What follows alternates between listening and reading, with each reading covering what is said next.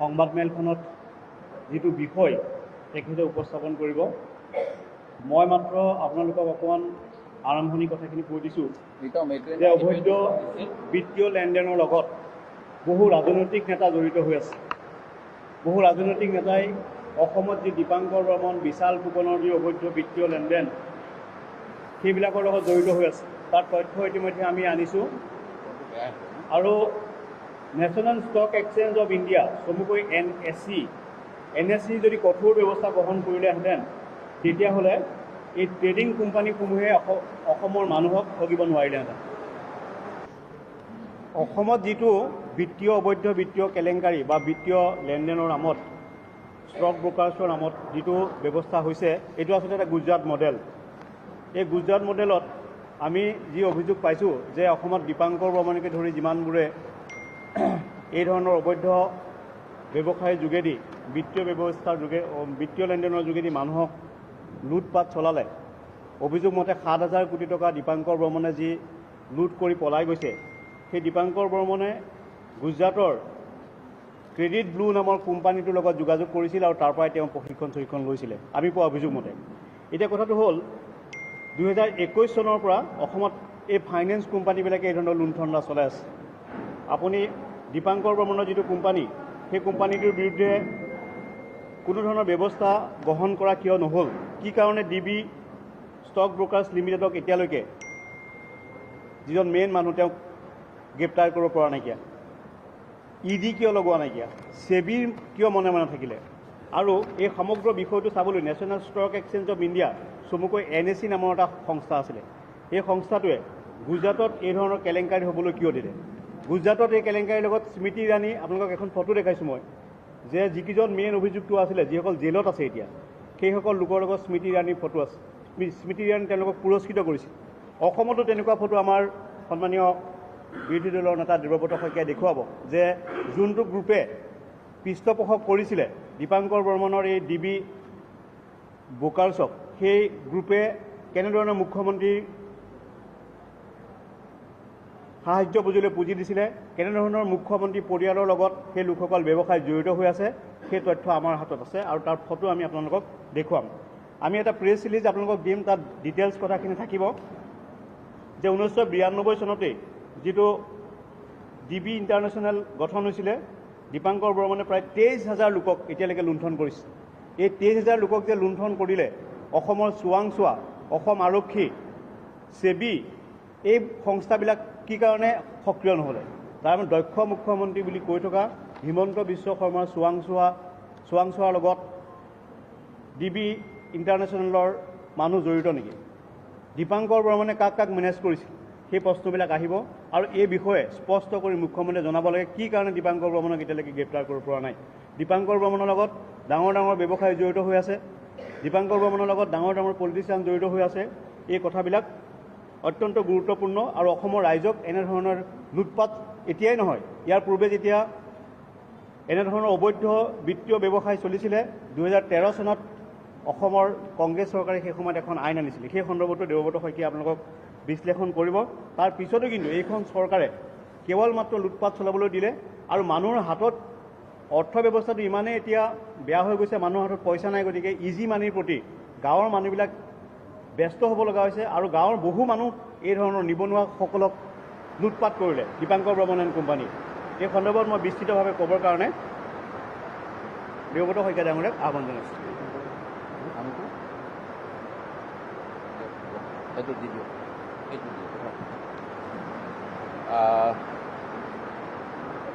আমাৰ বেদব্ৰত বৰা ডাঙৰীয়াই আপোনালোকক গোটেইখিনি কথা কৈছেই। প্ৰকৃততে আমাৰ যিজন চকীদাৰ দেশৰ, তেখেতে কৈছে মে চকীদাৰ হওঁ বুলি কৈছিলে প্ৰধানমন্ত্ৰীয়ে, কিন্তু চকীদাৰ চোৰ হাই বুলি ক'বলৈ আকৌ এবাৰ আমাৰ কোনো দ্বিধা নাই, যিহেতু সেবি হ'ল গোটেই ভাৰতবৰ্ষৰ ষ্টক এক্সচেঞ্জৰ যিটো কণ্ট্ৰলিং। সেবিয়ে যিজন চেয়াৰমেন মাধৱী পুৰী বুছ, তেখেতে নিজৰ কিছুমান কথা এপইণ্টমেণ্ট হোৱাৰ পিছত গোপন কৰি থৈছিল। এই কথাবিলাক ইতিমধ্যে ফাদিল হৈছে। অফশ্ব'ৰ কোম্পানী আৰু আদানীৰ সম্পৰ্কীয় মানুহৰ কোম্পানীত তেওঁৰ ইনভেষ্টমেণ্ট আছিল আৰু সেবিৰ চেয়াৰমেন হোৱাৰ পিছত তেখেতে সেই কোম্পানীৰ পৰা নিজৰ যিখিনি শ্বেয়াৰ সেইখিনি অব্যাহতি দিয়া নাছিল। এটা সাধাৰণ উদাহৰণ, ষ্টেট বেংকৰ অলপমান শ্বেয়াৰ থকাৰ কাৰণে এটা সময়ত তাৰ আগৰ দামোদৰন ডাঙৰীয়াই নিজৰ শ্বেয়াৰখিনি নাইকিয়া কৰি পেলাই যাতে কনফ্লিক্ট অফ ইণ্টাৰেষ্ট নহয় UTI বা অন্য সংস্থাত কাম কৰিছিল। এই কথা আপোনালোকে অকণমান খুচৰিলে গম পাব। কিন্তু এই ভদ্ৰ মহিলাগৰাকীয়ে, মই ভদ্ৰ মহিলা বুলিয়ে ক'ম, ICICI বেংকৰ পৰাও কৈছে যে ৰিটায়াৰমেণ্ট বেনিফিট, কিন্তু ৰিটায়াৰমেণ্ট বেনিফিট আমি জানো এটা ছেটেলমেণ্ট হয়, একেবাৰতে হয়। কিন্তু তেওঁ সেবিৰ পৰা কাম কৰি থকা অৱস্থাতো ৰিটায়াৰমেণ্ট বেনিফিটৰ নামত বহুত টকা লৈ আছিল, দুটা ফালৰ পৰা দৰমহা লৈ আছিল আৰু তেখেতে স্পষ্টীকৰণ দিয়া নাই। ICICI বেংকেহে নিজৰ যাতে শ্বেয়াৰৰ মাৰ নাখায় তাৰ বাবে স্পষ্টীকৰণ দি তৎ পোৱা নাই। এতিয়া গোটেই ঘটনাবিলাক বেদব্ৰত বৰা ডাঙৰীয়াই কৈছে কেনেকৈ 2018 চনৰ পৰাই গুজৰাটত এনেকুৱা পঞ্জী স্কেম হৈ আছিল।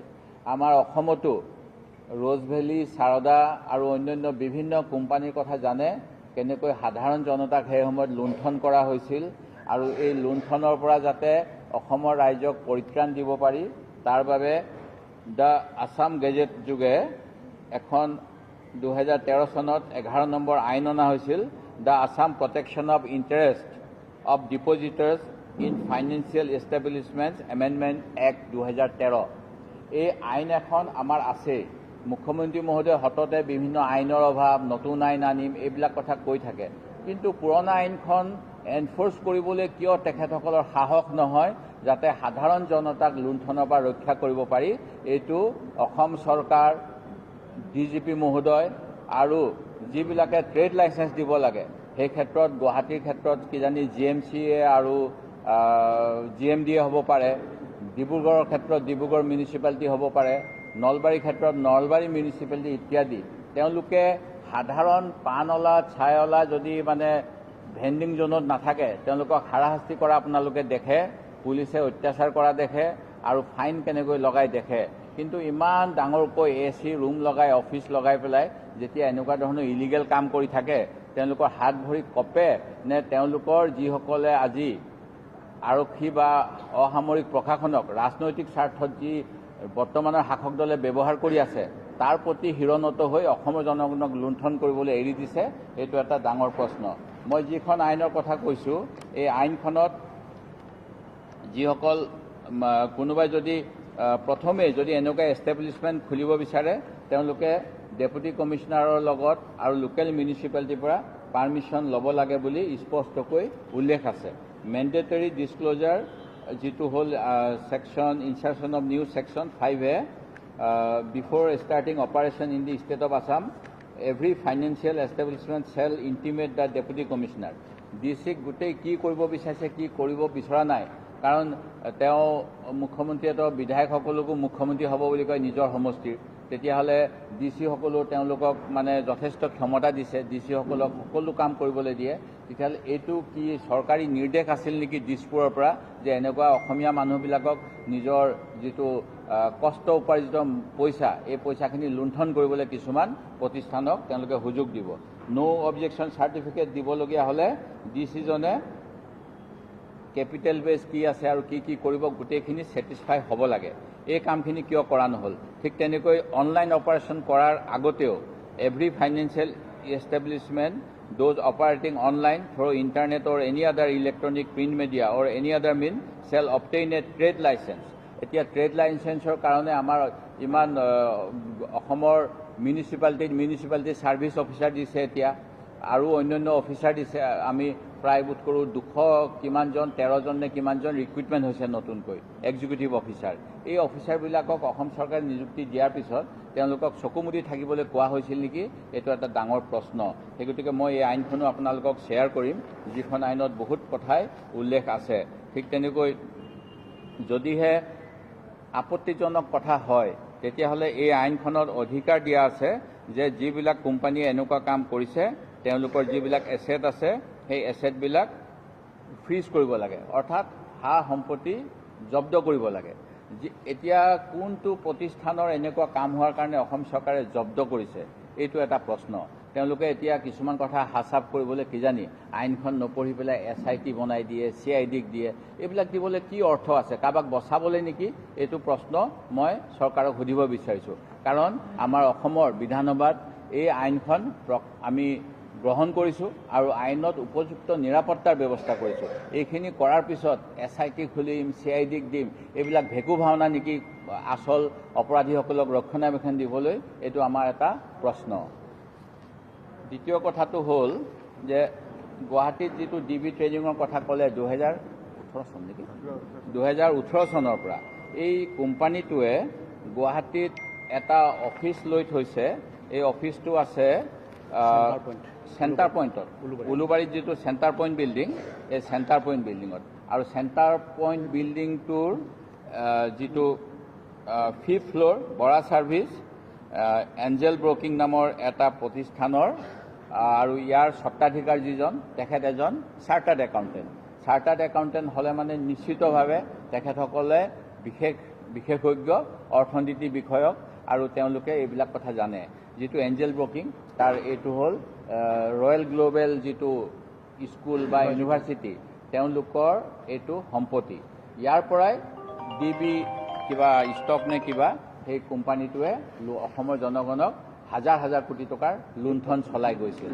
আৰু এই DB ষ্টক ব্ৰকিঙে DB stock broking and royal global university Guwahati present ঐক্যম, এইটো তেখেতসকলৰ ছ'চিয়েল মিডিয়াত ফটো আছে। ৰয়েল গ্ল'বেল ইউনিভাৰ্চিটিৰ লগত তেওঁলোকে কলাবৰেশ্যনো কৰিছে। তেওঁলোকে ইয়াত কলাবৰেশ্যন কৰাই নহয়, এটা MOU চাইন কৰিছে ৰয়েল গ্ল'বেল ইউনিভাৰ্চিটি আৰু DB ষ্টকিঙে, যিটো আপোনালোকক মই শ্বেয়াৰ কৰিম এই গোটেইবিলাক তথ্য। এইটো 1 মাৰ্চত হৈছিল।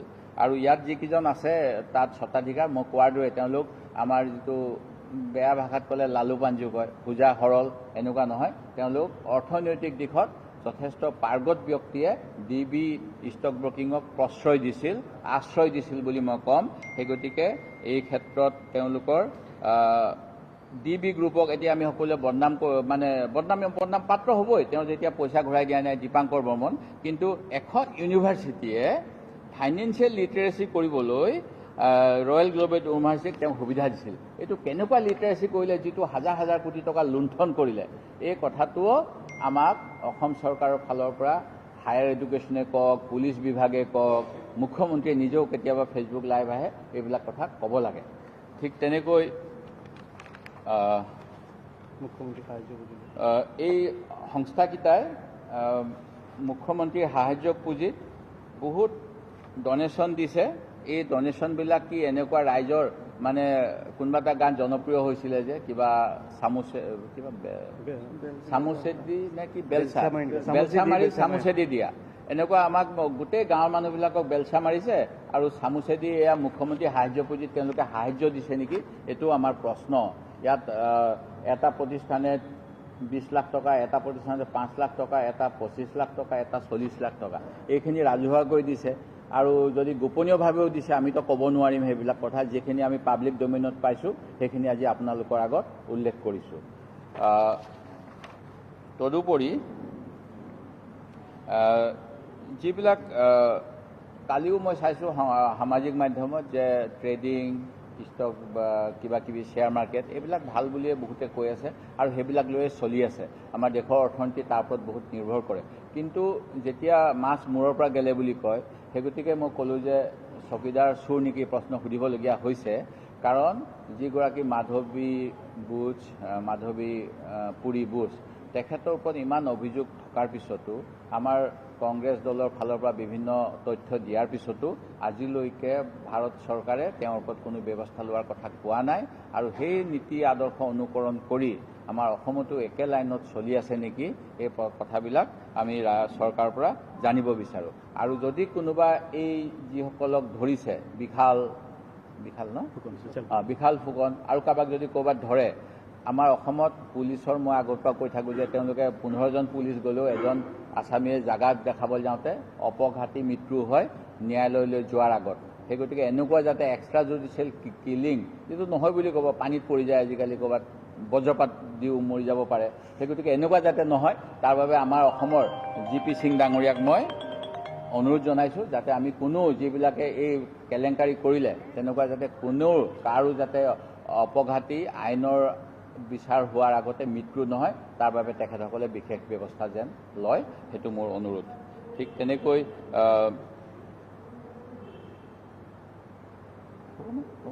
মই এইখিনি কথা আপোনালোকক এই ফাইনেন্সিয়েল কেলেংকাৰী যিটো এটা নহয় কেইবাটাও হৈছে আৰু উলুৰ লগত যাতে বগৰী নপৰে সেইটোও মই অনুৰোধ জনাইছোঁ।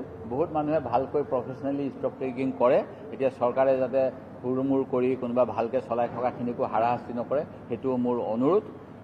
মই এতিয়া এই প্ৰসংগৰ পৰা আঁতৰি অন্য এটা প্ৰসংগ ক'ব বিচাৰিছোঁ।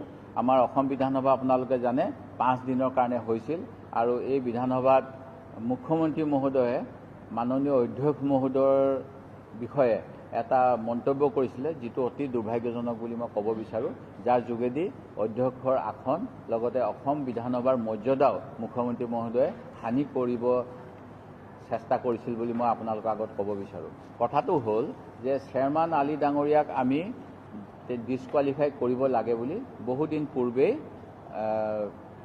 কাগজ পত্ৰ জমা দিলোঁ। স্পীকাৰ মহোদয়ক আমি মহাৰাষ্ট্ৰৰ এনে এটা গোচৰ হৈছিল, একনাথ সিন্দে, আমাৰ উদ্ধৱ ঠাকৰে আৰু তাৰ স্পীকাৰ নাৱালকাৰ এইবিলাকৰ বিষয় লৈ সুপ্ৰিম কোৰ্টত যিটো ৰুলিং আছিল, ঠিক তেনেকৈ মণিপুৰ বিধানসভাৰো এটা সুপ্ৰিম কোৰ্টৰ ৰুলিং আছিল। এই গোটেইখিনি তথ্য দি তেখেতক আমি early disposal of all the disqualification cases including Kamalakshya De Purkayastha and Basanta Das আমি দিলোঁ। তাৰপিছত কি কাৰণত মই কোৱা উচিত নহয়, এইটো স্পীকাৰ মহোদয়ে ক'ব পাৰিব। তেখেতৰ কাৰ্যালয়ৰ পৰা শুনানিবিলাক কিছু কমকৈ হৈ আছে আৰু ফাইনেল আমি সকলোখিনি দিয়াৰ পিছতো ৰায়দান এতিয়াও ৰিজাৰ্ভ হৈ আছে। এই ক্ষেত্ৰত মুখ্যমন্ত্ৰী মহোদয়ে সদনৰ ভিতৰত ক'লে আপোনাক চেয়াৰমান আলীৰ প্ৰতি লক্ষ্য কৰি আপুনি আপোনাক খেদিবলৈ কংগ্ৰেছে চেষ্টা কৰি আছে, মই স্পীকাৰক কৈ ৰখাই আছোঁ, মই স্পীকাৰ মহোদয়ক কৈ দিম আপোনাক যাতে তৎক্ষণিক ব্যৱস্থা লয়।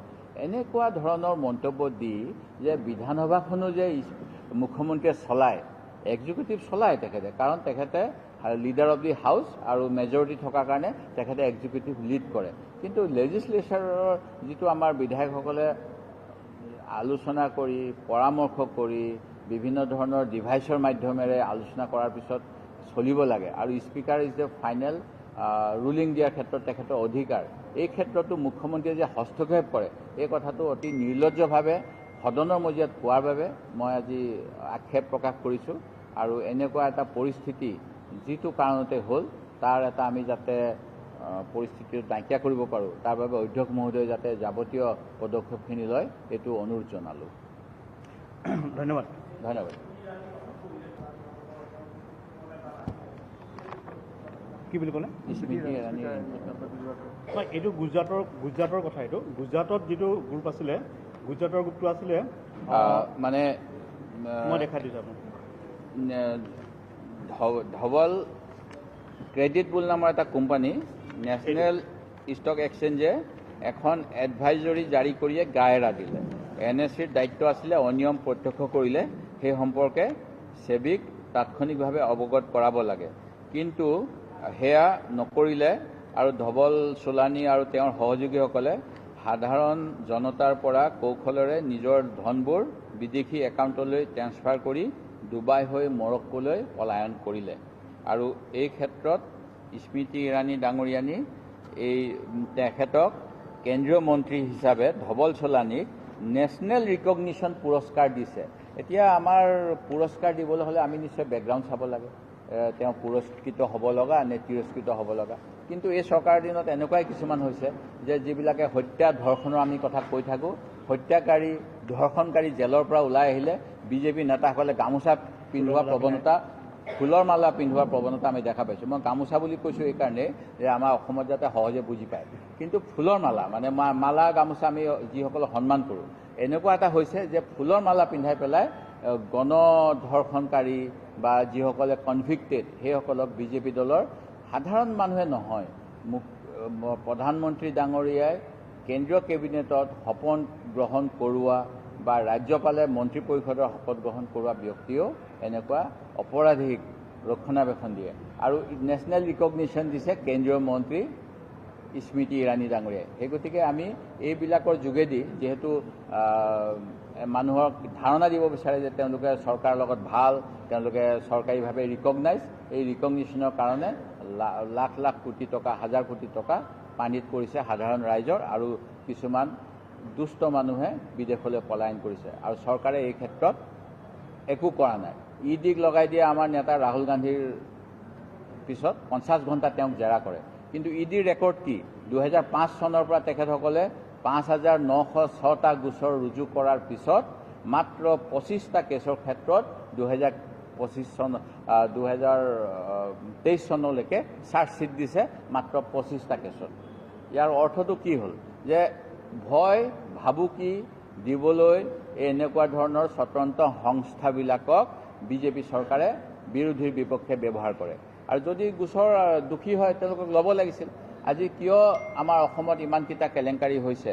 ইয়াৰ ক্ষেত্ৰত ইডি নিমাত, CBI নিমাত, NIA নিমাত, কিবা কিবি মানে গোটেইবিলাকে নিমাত, আৰু কেনেকৈ এইবিলাক হ'বলৈ পালে? সেই গতিকে কেন্দ্ৰ চৰকাৰ, ৰাজ্য চৰকাৰৰ বুজা পৰাত অসমৰ জনগণক লুণ্ঠন কৰি তেওঁলোকৰ ৰাজনৈতিক এজেণ্ডা পূৰণ কৰিবলৈ পলিটিকেল ফাণ্ডিং বা CM relief fund, PM relief ফাণ্ডৰ ফাণ্ডিং কৰিবলৈ এই মানুহবিলাকক সুযোগ সুবিধা দিয়া হয় নেকি?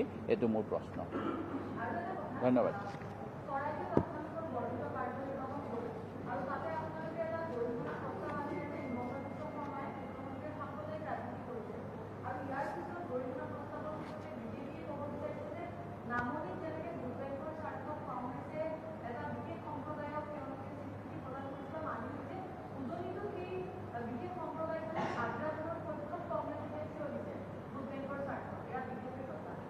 মই ক'ব বিচাৰোঁ, আপোনালোক সকলোৱে খুব কষ্ট কৰে আপোনালোকৰ সাংবাদিকতাৰ ক্ষেত্ৰত। আপোনালোকক অনুগ্ৰহ কৰি মই অসমৰ বিধানসভাত কোন দলৰ প্ৰতিনিধি ক'ৰ পৰা কেনেকৈ জিকি আহে এই কথাখিনি অকণমান চাবলৈ অনুৰোধ কৰিছোঁ। কংগ্ৰেছৰ কেতিয়াও ভোট বেংক নাথাকে। কংগ্ৰেছৰ বিপৰীতে ইণ্ডিপেণ্ডেণ্ট আৰু অন্যান্য অদ্ভুত দল কিছুমানৰ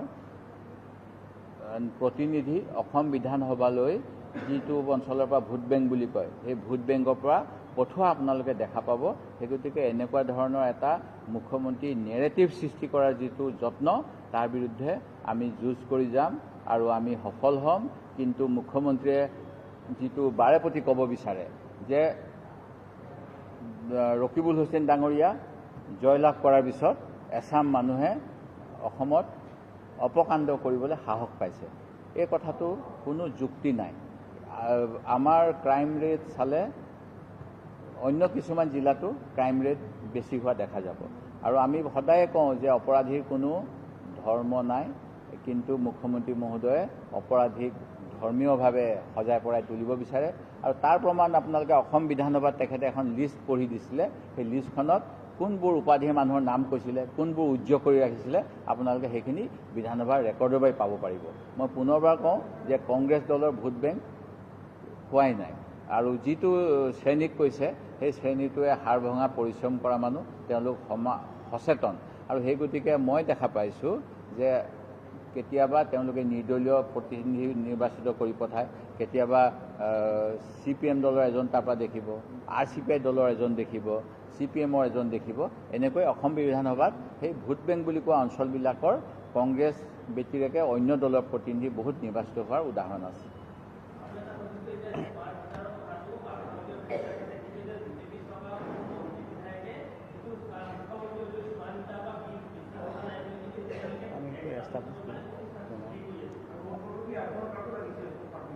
মোৰ ঘৰত এটা স্মাৰ্ট মিটাৰ আছিলে, আৰু মোৰ কিন্তু এই মিটাৰটো অহাৰ পূৰ্বে আমাৰ পৈতৃক যিটো ঘৰ তাত 1600-2000 টকা আছিলে।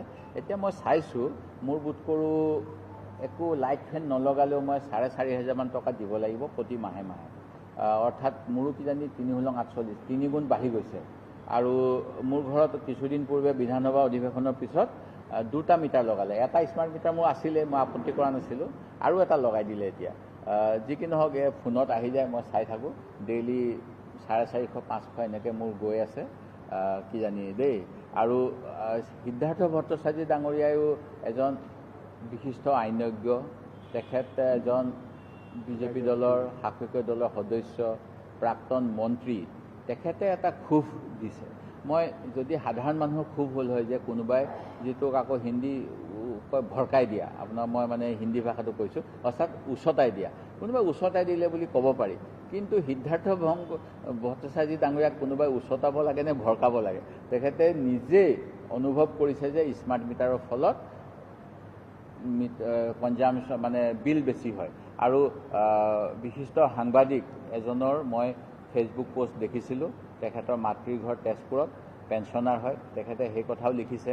গুৱাহাটীত তেখেতসকলে একেলগে আগতে মানে 4জনৰ মাজত মিটাৰ ছ'চাইটিত থাকে শ্বেয়াৰ কৰিছিলে। যোৱা বছৰৰ জুলাই মাহৰ এই বছৰৰ জুলাই মাহৰ তাৰতম্য দেখাইছে। সেই গতিকে মই ভাবোঁ যে স্মাৰ্ট মিটাৰটো যিহেতু ভাৰতবৰ্ষৰ কোনো ৰাজ্যত অসমৰ নিচিনাকৈ বেছিকৈ দিয়া নাই, কিছুমান সংগঠনে কৈছে আমি স্মাৰ্ট মিটাৰবিলাক ভাঙি যাম। আৰু স্মাৰ্ট মিটাৰটো কিছুদিন আগলৈকে আমাৰ প্ৰকৃততে এইবিলাক চব মাল্টিনেশ্যনেল কোম্পানীৰ কাহিনী হয়। আৰু মাল্টিনেশ্যনেল কোম্পানীবিলাকৰ কাৰণে কিছুদিন পূৰ্বে আমাৰ প্ৰিপেইড এই যিটো দিলে, ইয়াৰ পূৰ্বে আৰু স্মাৰ্ট মিটাৰ দিছিলে, সেইটো পোষ্টপেইডটো দি থৈছিলে আমাক। কিন্তু এতিয়া মানে প্ৰিপেইড পোষ্টপেইড কৰি মানে বদলাই আছে। এইবিলাক মানে চৰকাৰী পইচাবিলাক অপচয়। আৰু অসমৰ বাদ দি অন্য কোনো ৰাজ্যত এনেকৈ ডমেষ্টিক কনজিউমাৰৰ ক্ষেত্ৰত এই হাৰত কৰা নাই, যিটো কথা আপোনালোকৰ বিধানসভাত মই উল্লেখ কৰিছিলোঁ। গতিকে এতিয়াও কওঁ, অসম চৰকাৰৰ শুভবুদ্ধি উদয় হওক আৰু ৰাজপথলৈ কোনো মানুহক মই যাবলৈ নিদিওঁ বুলি মুখ্যমন্ত্ৰী মহোদয়ে যি কথা সদায় কৈ থাকে, এতিয়া মই দেখা পাইছোঁ বিভিন্ন কাৰণত ৰাইজ আকৌ ৰাজপথলৈ ওলাই গৈছে, যিটো আমিও আশা নকৰোঁ তেখেতে যেন ৰাজপথৰ পৰা মানুহখিনিক ঘূৰাই অহাৰ পৰিৱেশ তৈয়াৰ কৰি দিয়ে, এই অনুৰোধ মুখ্যমন্ত্ৰীৰ প্ৰতি আৰু দাবী। ধন্যবাদ।